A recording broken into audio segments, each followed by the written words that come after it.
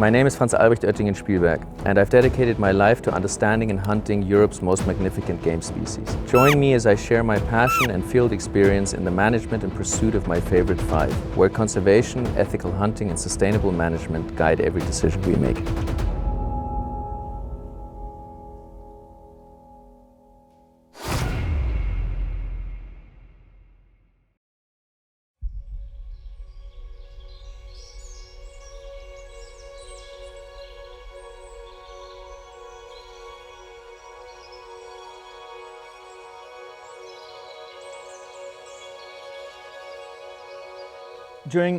Beginning mid-July, the stags usually shed their velvet.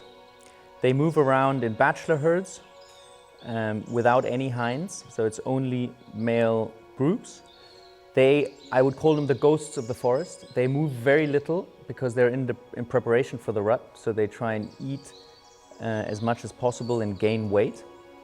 And most seasons for red stags open on the 1st of August, and then the rut is usually from beginning of September till beginning of October, mid-October, depending on which area you are at.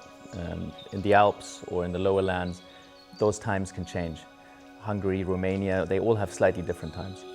Yeah, I call them the ghosts of the forest because during the rut they become the king of the forest, because then they start to roar, they're visible during the day.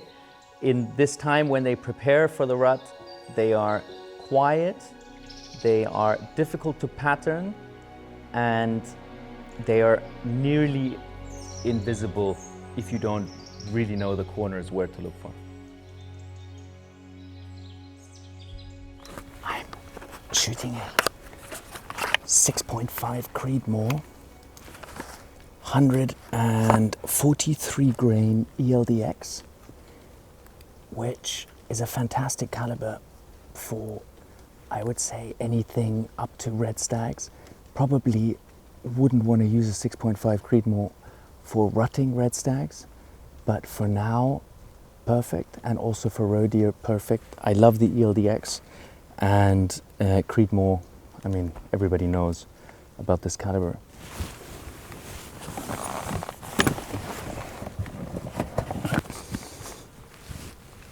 The gun is one of my trusted habit shiring rifles.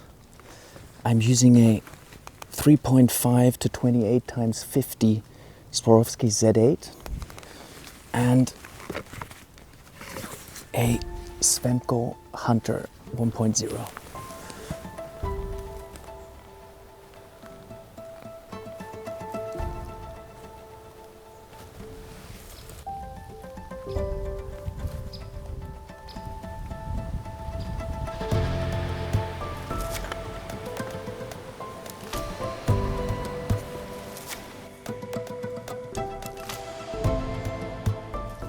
It's 1 p.m.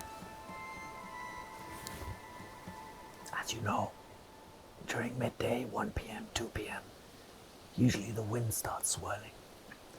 So again, we found a stand that has elevation. So in case the buck comes from the wrong side in terms of wind, hopefully the wind will go above him because he's below us. But in this particular stand, the buck can probably come from all directions. I don't know any bucks here, but the biotope is so great, there must be a few bucks here.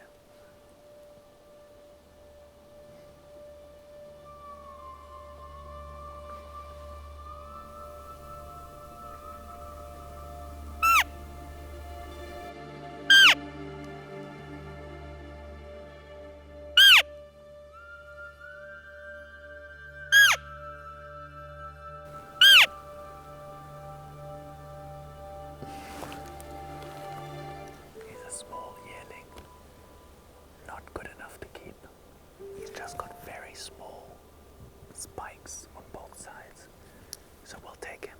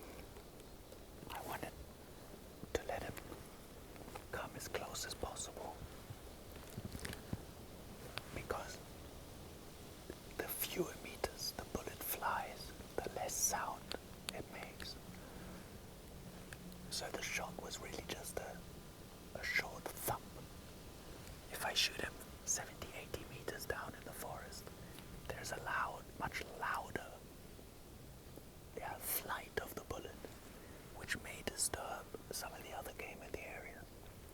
Now, he's a 1-year-old buck. I don't particularly like shooting animals that young, but when they are small in the body and small in the horns, they really don't do any good to the population. So, from a management perspective, it's important to take these animals. And now during the rut, it's the best time, because in May, you can see in this type of forest with so much undergrowth, it's really difficult to get close to these bucks. So the rut is really a fantastic time to do good management.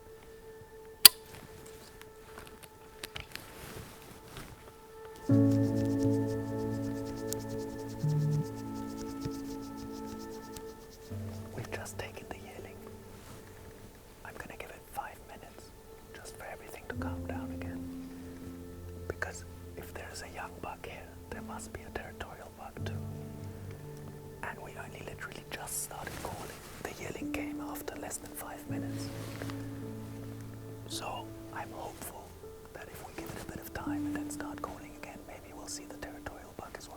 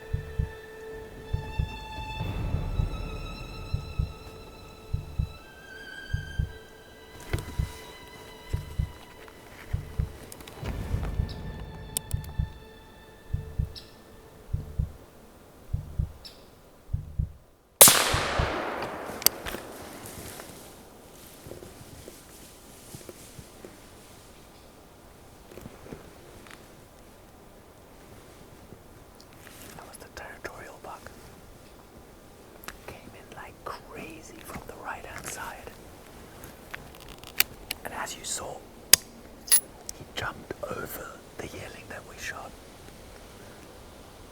He's not a great buck, he's not young, relatively thin.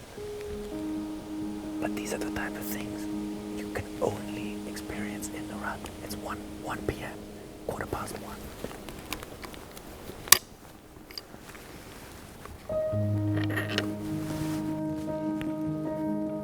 So, here you can see the yearling. Short, thin, very small pedicles. Body-wise also not big. Just the right buck to take out in terms of management.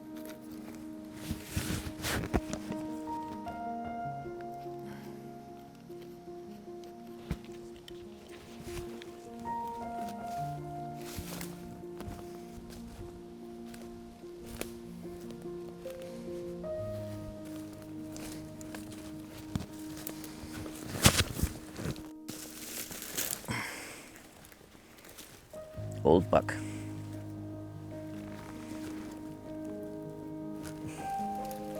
Very old buck. You can see his pedicles are low down, his cornets are slanting off the side. Old forest buck. So he was definitely the territorial buck. And you could see when he came in, as fast as he came in, when he encountered the yearling that we shot, he almost tried to stab the yearling with his horns. I haven't seen that before. So, give him his last bite.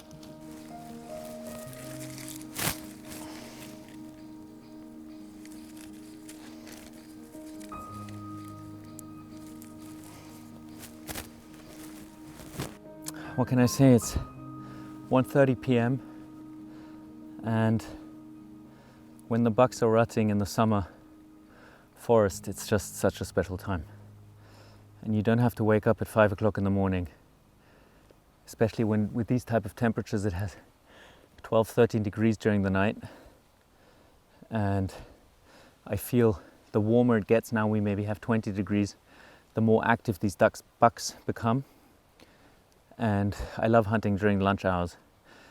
I feel that there's a lot of activity, and although you have these swirling winds, by choosing the right stands, you can be very successful. And like I said, hunting in the rut really is a great management tool, because you get to see a lot of roe deer in areas like this where there's so much undergrowth, where you maybe stumble upon them by chance in April, May. But the best time to do the management on these bucks really is during the rut. Great.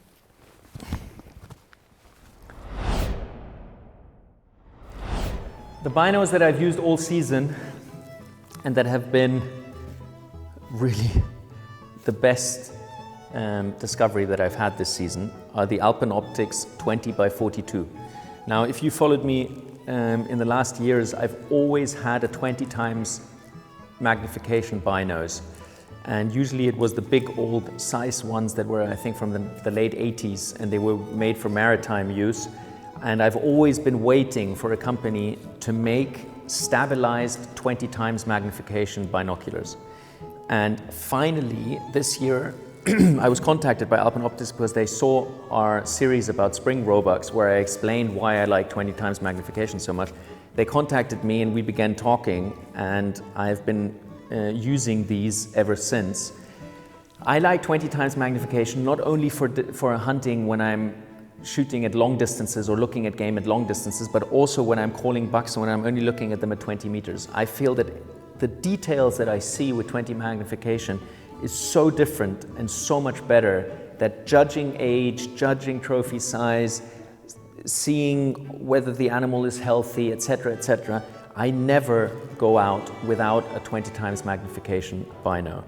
And these are the best on the market right now. The stabilizer works a treat. They're incredibly clear when looking through them. Of course, they're not the best when it's dark or very, very early mornings, but because I hunt a lot during the day, these, I mean, it's good also in let's say, when it's not fully dark, but when it's getting dark or when it's getting light, these work perfectly. I'm just saying, like in the last 10 minutes of the day or in the first 10 minutes of the day, you'd probably want to go thermal or something else. But for the rest of the day, these are a game changer. And it works by flicking this little switch. That's how the stabilizer turns on. It works with one AA battery. I've had the same one in for months. I haven't had to change it. There's no charging, nothing. Yeah, easy to use, easy to work, very light. They're only 644 grams, so they're lighter than most binos nowadays, bigger binos, 10 by 42s, etc., that maybe have a rangefinder in them. I prefer having these and then carrying a little rangefinder on my hunting belt here. Now we're gonna switch to red stags. The season opens beginning of August. The only time I still get superstitious when hunting is choosing the bullet out of the bullet pouch every time I go. Now the last few days I've been choosing the middle one, which has been great for the bucks. Hasn't been good for the stags. So I'm gonna go outer right tonight. Let's see what happens.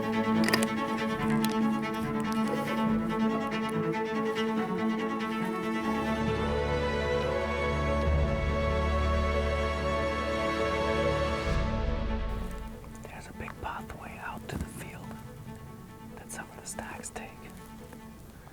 But there's just so many different ones. It's difficult to say which one they'll take at any particular point in time.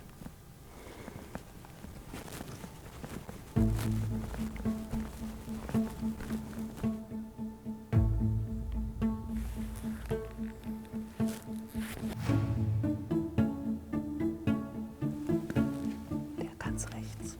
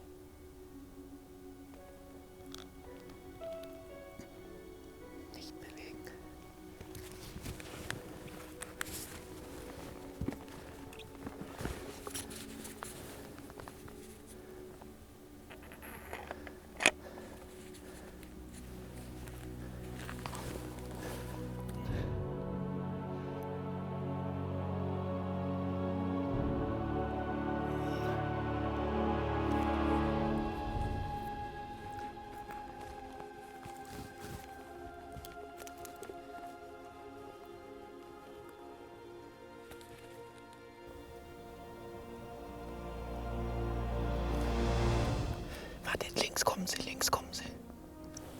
Ich sag dir welcher.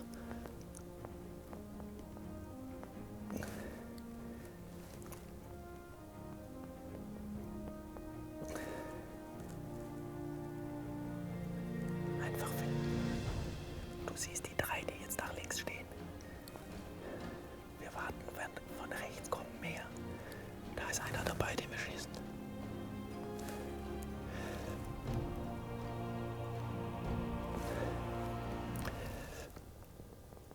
Okay, jetzt kommen sie, warte.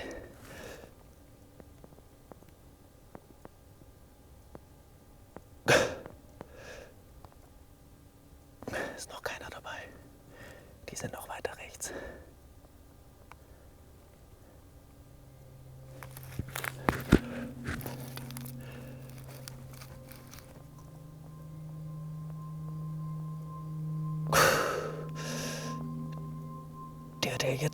Der jetzt rechts steht, am nächsten zu uns, geht jetzt spitz von hinten hoch. Körperlich der dunkelste. Jetzt kommt er gleich nach links.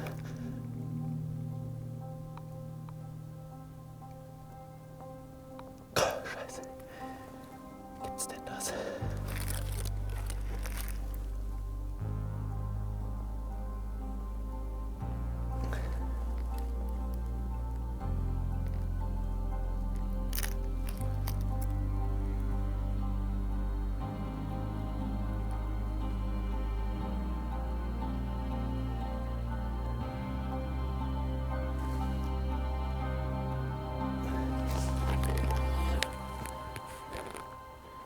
Wir müssen wieder die rechte Schneise oben.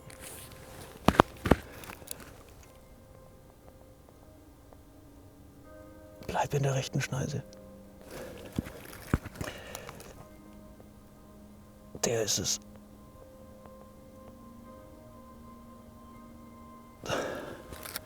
Scheiße.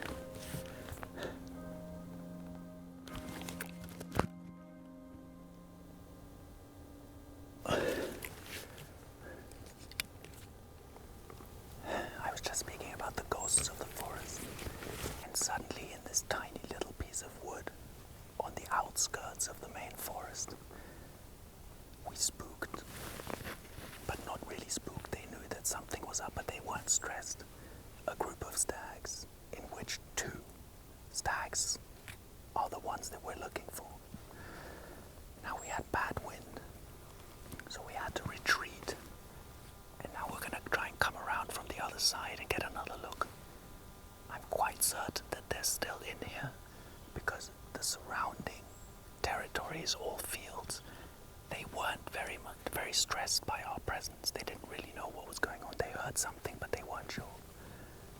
But obviously stalking up on a group of older stags is one of the most difficult things, and we've got slightly swirling winds, which is a nightmare.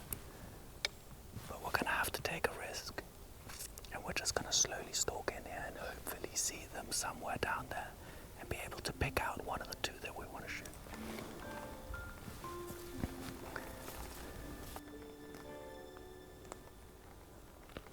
Stags that are in the rut don't necessarily have to be in the same place during the winter time and during the summertime when they prepare for the rut. Stags have different areas that they go to at different times of the year.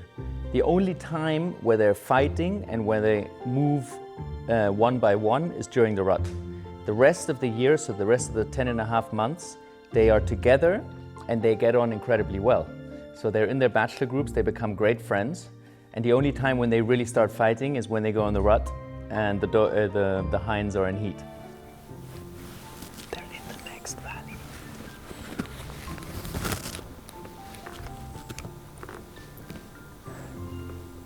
It's really difficult to decide how to get close.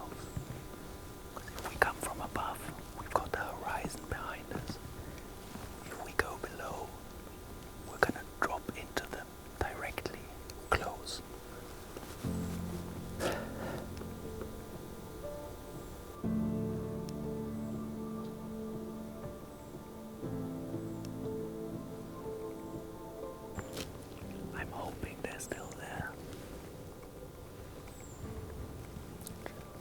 most likely in the next valley behind this ridge. We're using this animal path to slowly get there. But obviously when you have 7-8 stags of this age and stature, they have a lot of eyes and they're wary.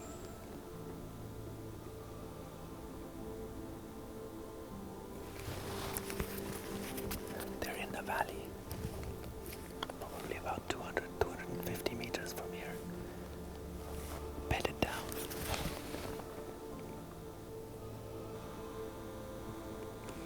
Started moving, not because of us. I think we have to go around again and try and cut them off.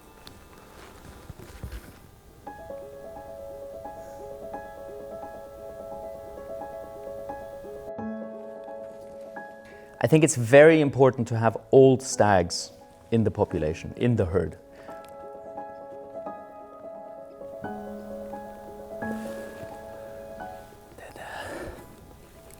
Old stags bring order in the social structure.